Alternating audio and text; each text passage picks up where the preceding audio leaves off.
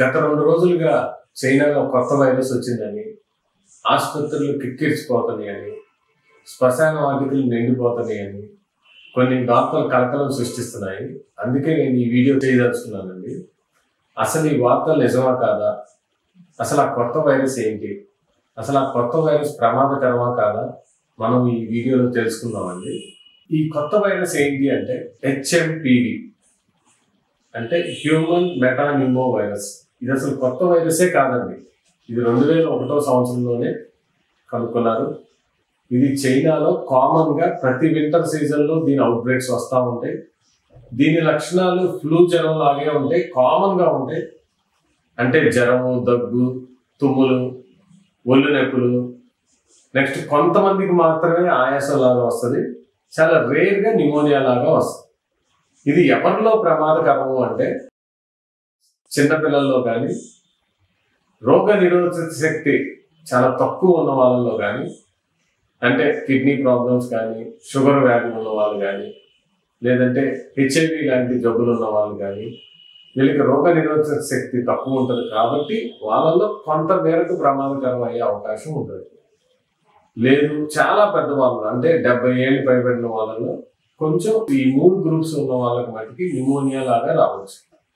వీళ్ళు కొంతమంది హాస్పిటలైజ్ అవ్వచ్చు. అంతేగాని 100లో 98 మందికి ఈ వైరస్ అసలు ప్రమాదకరమే కాదండి. ఇది ఒకరి నుంచి ఒకరికి తుమ్మటం వల్ల కానీ, దగ్గటం వల్ల కానీ ఒకరి నుంచి ఒకరికి స్ప్రెడ్ అవుతూ ఉంటుంది. అసలు ఈ వార్తలు నిజమా కాదా ఇప్పుడు తెలుసుకుందాం. Centre for Chinese disease control అని CDC అని ఒకటి ఉంటుందండి.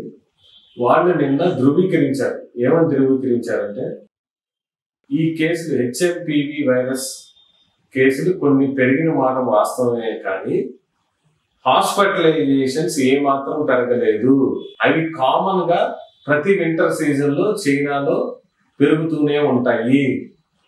హాస్పిటలైజేషన్ అయిన వాళ్ళు అంటే జలుబు, దగ్గు లేదంటే నిమోనియాతో అడ్మిట్ అయిన వాళ్ళలో ఎక్కువ మంది ఇన్ఫ్లుయెంజా వైరస్ కానీ, రైనో వైరస్ కానీ ఉన్నారు. కానీ ఈ హెచ్ఎంపివి వైరస్ వాళ్ళు 3వ స్థానంలో కానీ 4వ స్థానంలో ఉన్నారు, కానీ ప్రథమ స్థానంలో లేరు. సో ఈ వార్తలన్నీ వదంతం, ఇవి కరెక్ట్ కాదు అని నిన్న CDC వాళ్ళు ధృవీకరించారు. అంతేకాకుండా దీనికి తీసుకోవాల్సిన జాగ్రత్తలు ఏంటి అంటే మాస్కులు వేసుకోవడం, అంటే ఎక్కువ గ్రూప్ గా ఉన్న వాళ్ళ దగ్గర మాస్కులు వేసుకోవడం, కంటిన్యూస్ గా పర్సనల్ హైజీన్ మెయింటైన్ చేయడం, హ్యాండ్ వాష్ చేసుకోవడం, డిస్ఇన్ఫెక్షన్ చేసుకోవడం, ఇవి మనం కామన్ గా తీసుకోవాల్సిన జాగ్రత్తలు. అంతేగాని ఈ వైరస్ కొత్త వైరస్ కాదండి. ఇది 2001 నుంచి ఉంది. ఇది ప్రమాదకరం కాదు. ఇది చైనాలో ఇప్పుడేమి హాస్పిటలైజేషన్స్ దీనివల్ల పెరగలేదు. దీనివల్ల శ్మశాన వాటికలు కూడా నిండిపోవట్లేదు. దయచేసి ఈ వార్తలన్నీ భయాందోళనకు లోనవద్దని నా మనమైంది.